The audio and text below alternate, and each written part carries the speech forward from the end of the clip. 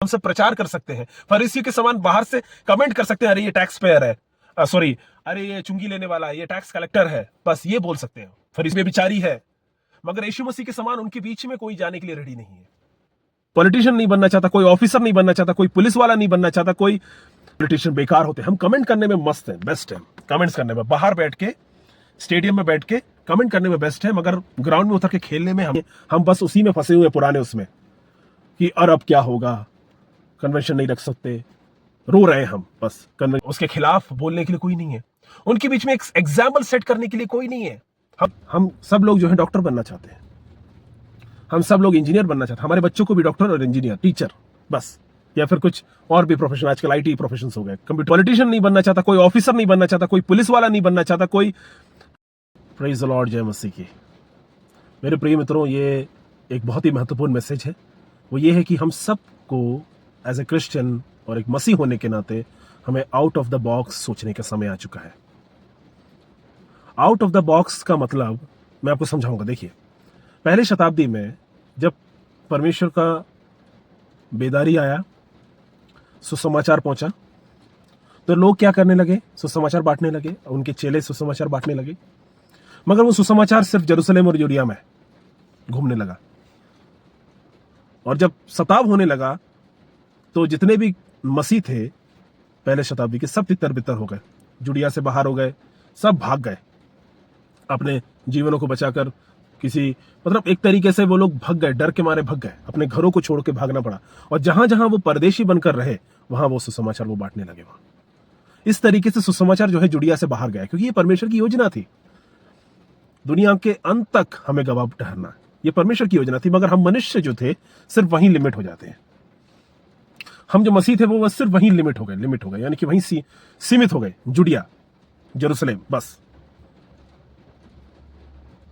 पतरस को दर्शन दिखाना पड़ा, दर्शन के द्वारा परमेश्वर ने बात किया कि तुम्हें तुम्हारे जो सोच है उससे हटकर तुम्हें सोचना पड़ेगा, तुम्हें आउट ऑफ द बॉक्स जाना पड़ेगा।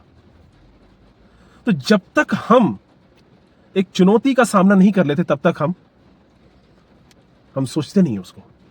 तब तक एक पास्टर बोलते हैं कि मेंटोस, मेंटोस का ऐड देखा होगा, जब तक हमारी दिमाग की बत्ती कब तक नहीं जलेगी तब तक हम एक ऐसा स्थिति का या परिस्थिति का सामना ना कर ले।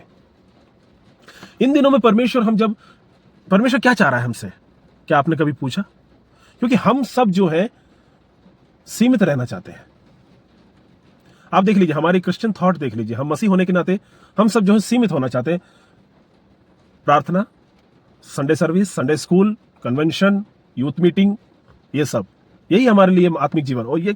और सही है, बिल्कुल, ये सब करना अच्छी बात है, मैं इसकी मना नहीं कर रहा, इसको ये नहीं कह रहा हूं कि आप लोग प्रार्थना मत करो, बाइबल मत पढ़ो, संडे सर्विस मत जाओ, ये सब होना जरूरी है। बट कभी कभी हमारा फ्रेमवर्क जो है, हमारा थॉट पैटर्न जो है, हम उसी में ही सीमित हो जाते हैं, आउट ऑफ द बॉक्स नहीं सोचते।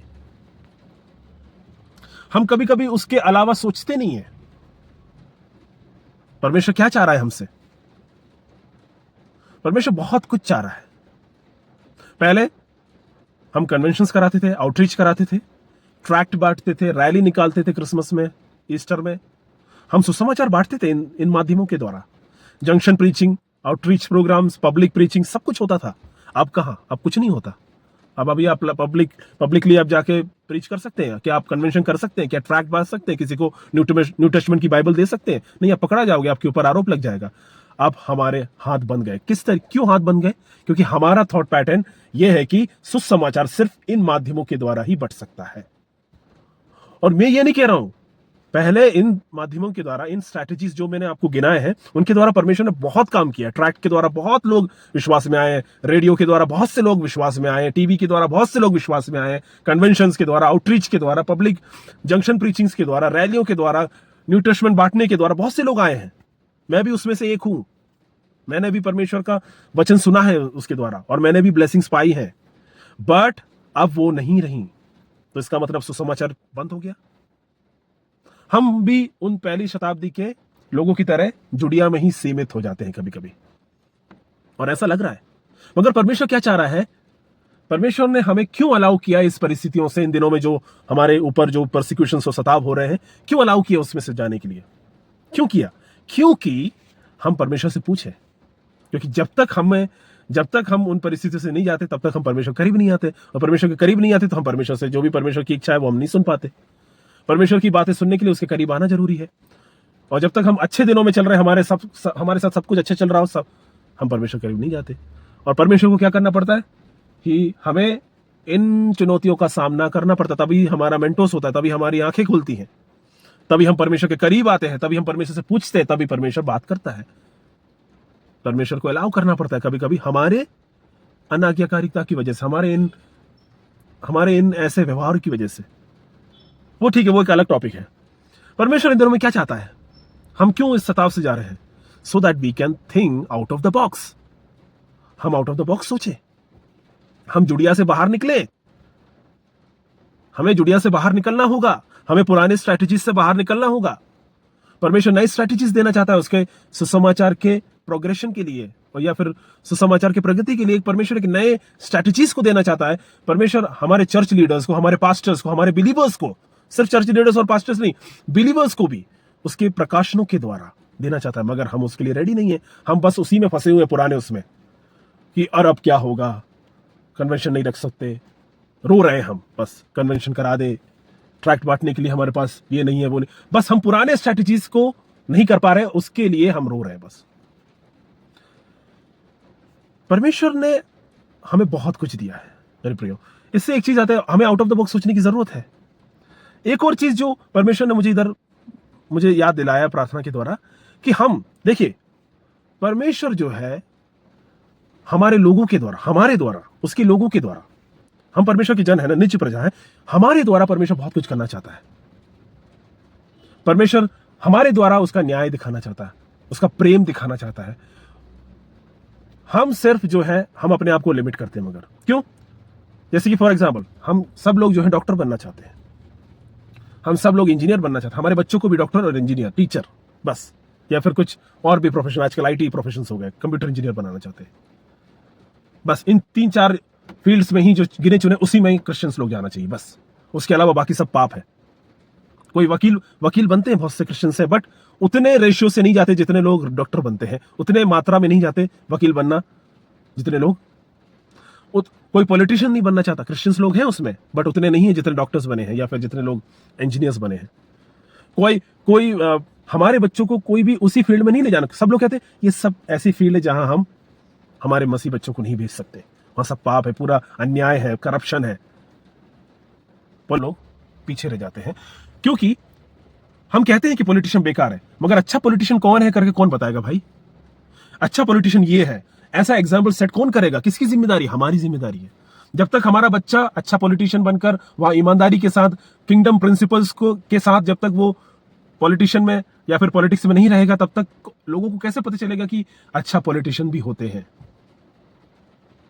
आजकल डायलॉग्स आ गए हैं कि अब बुराई और अच्छाई के बीच में नहीं है लड़ाई, पॉलिटिक्स में ज्यादा बुराई और कम बुराई के बीच में लड़ाई है, अच्छाई तो है ही नहीं, क्योंकि लोग ऐसे हैं उधर, उनको अच्छाई का पता नहीं, वो लोग भी करप्टेड हो जाते हैं उसी माहौल में जाके। मगर हमारे अंदर वो शक्ति है, वो सामर्थ परमेश्वर ने पवित्र आत्मा के द्वारा दी है, ताकि हम अच्छाई का भी प्रचार एज ए पॉलिटिशियन कर सकते हैं।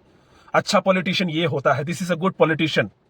हम किंगडम प्रिंसिपल्स के द्वारा वहां, that is the power of God. परमेश्वर की सामर्थ वो हमारे अंदर जो है, वही सामर्थ हमारे द्वारा वहां भी, उस फील्ड में भी काम करेगा। कोई भी वकील नहीं बनना चाहता, कोई अच्छा वकील बन के दिखाए। कोई भी पुलिस ऑफिसर नहीं बनना चाहता, सब करप्ट होते हैं। अरे तो अच्छे कौन होते हैं वो भी बताओ भाई। वो हमारी जिम्मेदारी है, परमेश्वर हमारे द्वारा चाहता है। आउट ऑफ द बॉक्स हमें सोचना है। फिल्म इंडस्ट्री के बारे में वाह, हम बहुत कुछ कहते हैं अपने प्रचारों के द्वारा, ये वल्गर है, ड्रग्स है, लस्ट है, हर तरीके से अश्लील है, ये सब है। बट उनके बीच में जाकर कोई ये बताने के लिए नहीं है, जॉनी लीवर जैसे लोग हैं, बहुत से लोग हैं, बट और भी लोग चाहिए। उनके बीच में कोई जाकर प्रचार करने वाला नहीं है कि ड्रग्स बेकार होते हैं, जिंदगी इससे भी बढ़कर होती है। लस्ट के बारे में पॉलिटिशियन बेकार होते हैं। हम कमेंट करने में मस्त हैं, बेस्ट है कमेंट्स करने में, बाहर बैठ के, स्टेडियम में बैठ के कमेंट करने में बेस्ट है, मगर ग्राउंड में उतर के खेलने में हम उसके खिलाफ बोलने के लिए कोई नहीं है। उनके बीच में एक एग्जाम्पल सेट करने के लिए कोई नहीं है। हम सब प्रचार कर सकते हैं, फरीसियों के समान बाहर से कमेंट कर सकते हैं, अरे ये टैक्स पेयर है, सॉरी अरे ये चुंगी लेने वाला है, ये टैक्स कलेक्टर है, बस ये बोल सकते हैं फरीसियों के समान। बाहर से ये बोल अरे ये बेबिचारी है, मगर यीशु मसीह के समान उनके बीच में कोई जाने के लिए रेडी नहीं है। यीशु मसीह ने बाहर बैठ के कमेंट नहीं किया कि ये बेबिचारी है, ये चुंगी लेने वाला है, ये वो है, ये जूस नहीं है, या फिर ये परमेश्वर का जन नहीं। परमेश्वर यीशु मसीह उनके बीच में गया, उनके साथ बैठा, खाना खाया, उनके साथ समय बिताया और उनको बताया कि ये गलत है, और उसके सामने एग्जाम्पल सेट किया। हमारे लोगों को, हम फिल्म इंडस्ट्री में, म्यूजिक इंडस्ट्री में आर्ट को वल्गर रीति से नहीं, आर्ट को परमेश्वर के हिसाब से भी हम इस्तेमाल कर सकते हैं। आर्ट को, म्यूजिक को, हर तरीके को परमेश्वर के लिए इस्तेमाल कर सकते हैं। अच्छाइयों को फैलाने के लिए, अच्छाई फैलाने के लिए भी इस्तेमाल कर सकते हैं, अच्छे मैसेज देने के लिए भी इस्तेमाल कर सकते हैं। ये कौन बताएगा?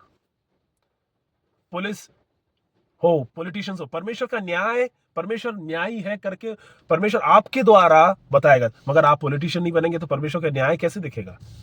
परमेश्वर एक अच्छा राजा है, परमेश्वर एक अच्छा, he can make a good government, he can make a good raja, एक उसके उसके जो होली, मैं क्या बोल रहा हूं, उसका जो गवर्नमेंट का स्टाइल है, उसका गवर्निंग का स्टाइल किसके द्वारा दिखाएगा? आपके द्वारा, हमारे द्वारा। मगर हम तो डॉक्टर बनने में इतने डॉक्टर बन गए कि पेशेंस ही नहीं है। सब डॉक्टर बन गए, सब इंजीनियर बन रहे हैं, इतने सारे डॉक्टर हैं कि पेशेंस ही नहीं है।